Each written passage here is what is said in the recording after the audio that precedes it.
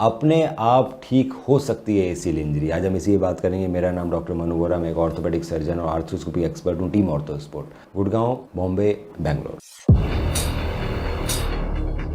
तो दोस्तों, ACL injury अगर लो ग्रेड की एसीएल इंजरी है तो अपने आप ठीक हो सकती है। अपने आप ठीक होने का मतलब ये नहीं कि आप कुछ नहीं करो और ठीक हो जाओ। अपने आप ठीक होने का मतलब आप कुछ आपको करना पड़ेगा जिससे वो अपने आप ठीक हो जाएगी, पर उसमें डॉक्टर का इंटरवेंशन इतना नहीं रहेगा। मतलब ऑपरेशन की जरूरत नहीं है, इंजेक्शन की जरूरत नहीं है, और आप अपने आप खुद से ही ठीक कर रहे हो। डेफिनेटली हो सकती है। अपने आप ठीक करने के लिए सबसे पहले पता लगाना जरूरी है कि किस ग्रेड की इंजरी है। तो एमआरआई रिपोर्ट के हिसाब से दोस्तों आप नहीं पता लगा सकते किस ग्रेड की इंजरी, क्योंकि उसमें एक वर्ड लिखा होता है काइंडली कोरिलेट क्लिनिकल। एमआरआई एक इमेजिंग है, वो गोल्ड स्टैंडर्ड नहीं है। इमेजिंग गलत आ सकती है क्योंकि वो सिग्नल्स हैं, वो किसी ने अंदर जाके फोटोग्राफ नहीं निकाली आपकी एसीएल की, वो सिग्नल दे रहा है। सो टूटने के बाद जो स्कार टिश्यू बनता है वो भी ओरिजिनल लिगामेंट का सिग्नल दे सकता है। तो बहुत सारी चीजें होती है पता लगाने के लिए। पेशेंट की हिस्ट्री, पेशेंट किस तरह से हिस्ट्री दे रहा है, क्या उसमें लचक आती है नहीं आती है, क्या उसे घुटना स्लिप होता है, फिसलता है नहीं फिसलता है, दर्द नहीं है। उसके बाद फिजिकल एग्जामिनेशन, उसको लैचमेंट टेस्ट और पिवोट शिफ्ट टेस्ट नेगेटिव है पॉजिटिव नेगेटिव से भी फर्क नहीं पड़ता।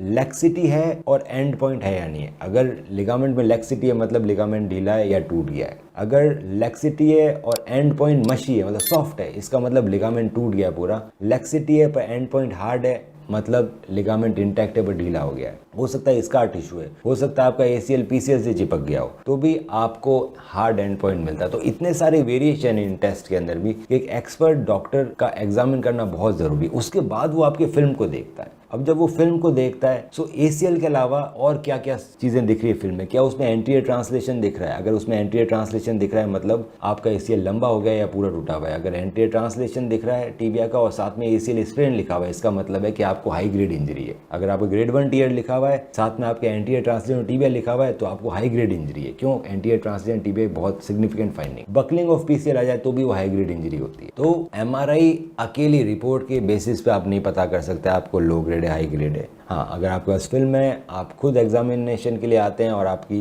एमआरआई रिपोर्ट और आपकी हिस्ट्री, ये चारों चीजें देख के हम पता लगाते हैं कि लो ग्रेड इंजरी है हाई ग्रेड। अगर आपको लो ग्रेड इंजरी है तो आप बिना सर्जरी के ठीक हो सकते हो, अपना आप ठीक हो सकते हो। इसके लिए आपको ACL exercises protocol, healing protocol follow करना पड़ेगा। ये एक फिक्स प्रोटोकॉल है दोस्तों, जो अलग अलग स्टेजेस में डिवाइडेड है। मतलब इनिशियली कम एक्सरसाइजेस, फिर और एक्सरसाइज, फिर और धीरे एक्सरसाइज बढ़ाते थे। रिटर्न टू स्पोर्ट्स तक की एक्सरसाइज होती है। लंबा प्रोटोकॉल है 3 महीने का, और आप लगातार आपको रोज मेहनत करनी है, और ये करने से हो सकता है कि आप बिल्कुल ठीक हो जाए। अभी आपको अगर प्रोटोकॉल चाहिए आप हमें संपर्क कर सकते हैं और हम आपको हीली और एसीएल विद एक्सरसाइजेस प्रोटोकॉल हम आपको भेजेंगे। इसके सक्सेस रेट इंक्रीज करने के लिए हम इसमें कुछ इंजेक्शन भी दे सकते हैं कुछ पेशेंट में, जिसमें पीआरपी या एसीपी के इंजेक्शन आते हैं, जिसमें ग्रोथ फैक्टर और प्लेटलेट्स रहते हैं, ताकि आपका जो एसीएल इंजरी है वो हील हो। तभी हीलिंग पॉसिबल है दोस्तों जब लो ग्रेड इंजरी है। अगर आपकी हाई ग्रेड इंजरी है तो हो सकता है सर्जरी आपको करानी पड़े, क्योंकि अगर आप सर्जरी नहीं कराएंगे तो आपके घुटने खराब होने के चांसेस है, क्योंकि घुटना हिलता रहे। तो अल्टीमेटली सर्जरी करानी पड़ेगी।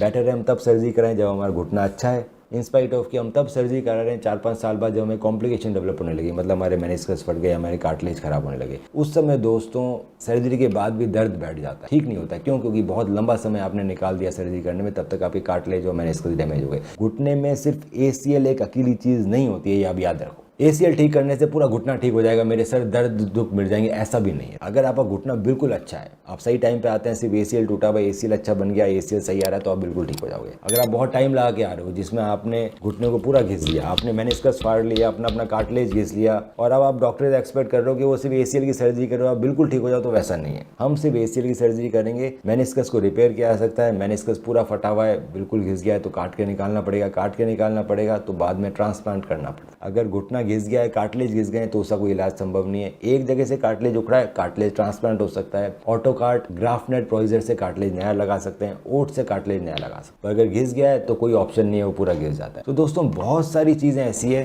कि आपको डॉक्टर के पास आना पड़ेगा, डॉक्टर एग्जामिन करेगा, उसको लगेगा कि लो ग्रेड इंजरी है, बाकी कोई प्रॉब्लम ज्यादा नहीं है, तो डेफिनेटली हम आपको बिना सर्जरी के ठीक कर सकते हैं, अपने आप ठीक। कोई भी डाउट है तो आप हमें संपर्क कीजिए। अगर आपकी लो ग्रेड इंजरी है, हाई ग्रेड इंजरी है, तो आप हमें एक्सरसाइजेस के लिए संपर्क कर सकते हैं। हम रखें आपका ख्याल। ऑर्थो स्पोर्ट्स, इंजरी के साथ भी, इंजरी के बाद भी।